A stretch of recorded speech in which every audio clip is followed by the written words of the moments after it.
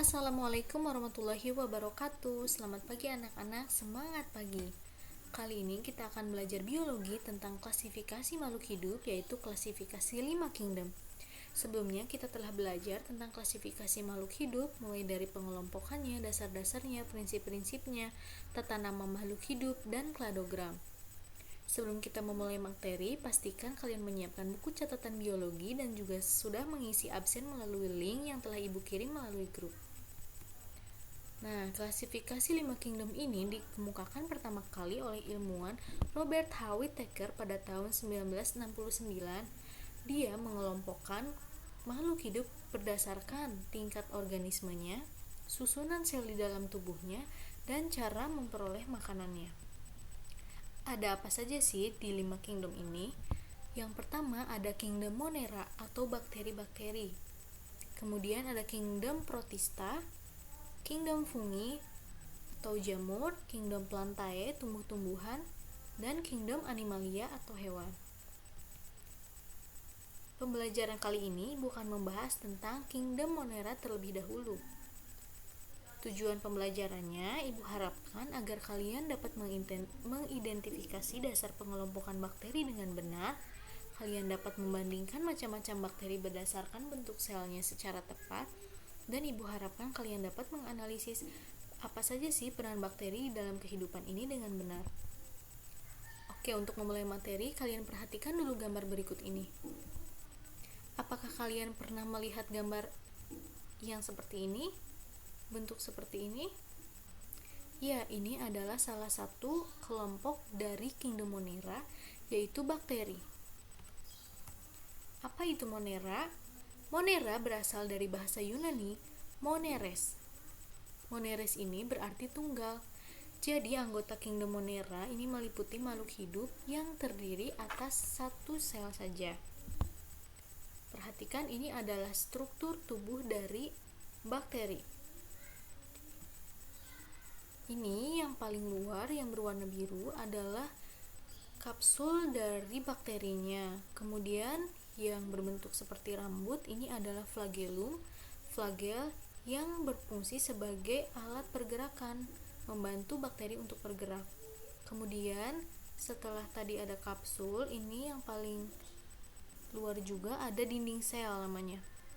Dinding sel ini fungsinya untuk melindungi sel. Kemudian ada kapsul ini yang berwarna ungu.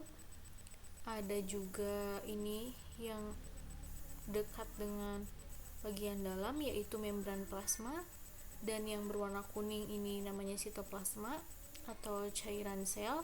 Kemudian di dalam ini yang titik-titik itu adalah ribosom yang berfungsi untuk mensintesis protein, dan juga ada materi genetiknya ini yang di tengah-tengah. Materi genetiknya ini dapat berupa DNA atau RNA. Nah, struktur tubuhnya itu tadi memiliki fungsinya masing-masing. Nah, kemudian apa ciri-ciri dari kingdom Monera? Kingdom Monera cirinya yaitu prokaryotik atau belum memiliki membran inti sel. Kemudian Monera ini mikroskopis, di mana dia itu tidak bisa dilihat dengan mata telanjang, tetapi harus bisa dilihatnya dengan bantuan alat seperti mikroskop seperti itu karena bentuknya kecil. Kemudian bentuk-bentuk tubuhnya ini sangat bervariatif. Ada yang berbentuk basil atau batang seperti ini, kemudian ada yang berbentuk kokus, bulat-bulat, ada juga yang berbentuk spiral. Nah, kemudian Monera ini bisa bereproduksi. Reproduksinya bisa dilakukan secara aseksual dengan pembelahan binyer dan secara seksual dengan konjugasi. Cara hidup Monera ada yang autotrof, heterotrof, aerob, dan anaerob. Monera secara garis besar terdiri dari dua kelompok lagi, yaitu Archaebacteria dan Eubacteria. Ini adalah bentuk sel. Bentuk-bentuk sel bakteri ada yang berbentuk bulat atau kokus, spiral, dan juga basil atau batang. Bulat atau kokus ini terbagi lagi, ada yang monokokus. Mono itu berarti satu, berarti monokokus adalah berbentuk bulatnya satu. Ada yang diplokokus, diplo itu dua, berarti bulatnya ini dua seperti ini. Ada yang streptokokus seperti rantai dan bentuk-bentuk lainnya. Ini ada yang spiral kayak gitu. Sedangkan basil berbentuk batang ini ada yang monobasil, diplobasil, dan streptobasil. Nah, tadi reproduksi bakteri itu bisa dilakukan dengan aseksual atau pembelahan biner. Nah, bagaimana sih reproduksi ini terjadi pada bakteri? Reproduksi pada bakteri bisa terjadi dengan pembelahan biner, di mana satu sel indukan ini bisa menjadi dua sel anak yang sama persis. Nah, jadi bakteri ini bisa membelah menjadi dua, di mana bentuknya itu sesuai dengan bentuk sebelumnya. Kita akan membahas tentang pengelompokan bakteri ya. Berdasarkan ada tidaknya peptidoglikan atau senyawa penyusun pada dinding sel bakteri, bakteri ini dikelompokkan menjadi dua, yaitu Archaebacteria yang tidak mengandung peptidoglikan dan Eubacteria yang mengandung peptidoglikan. Sedangkan berdasarkan cara memperoleh makanannya, bakteri terbagi menjadi bakteri heterotrof yang tidak dapat membuat makanan sendiri dan bakteri autotrof yang dapat membuat makanan sendiri.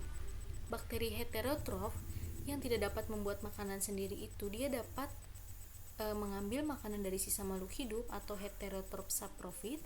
Ada juga heterotrof parasit yang mengambil makanan dari organisme yang hidup. Kemudian autotrof, ada yang fotoautotrof mengambil dari energi cahaya dan kemoautotrof dari energi kimia.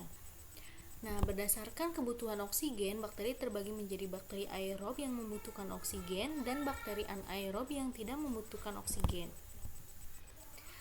Kita ke pengelompokan monera yang pertama, yaitu Archaebacteria.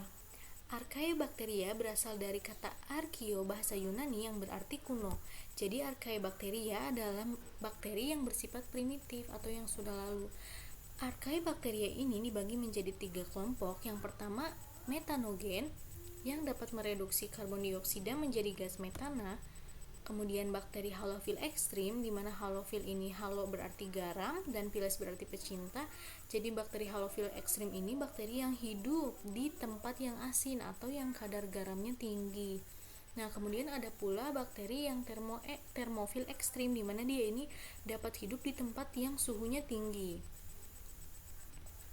Nah, ini dia tadi bakteri metanogen dapat berperan seperti menguraikan kotoran seperti itu. Ini bakteri halofil yang bisa hidup di kadar garam yang tinggi. Contohnya adalah bakteri Halobacterium. Nah, selanjutnya kita akan membahas tentang Eubacteria.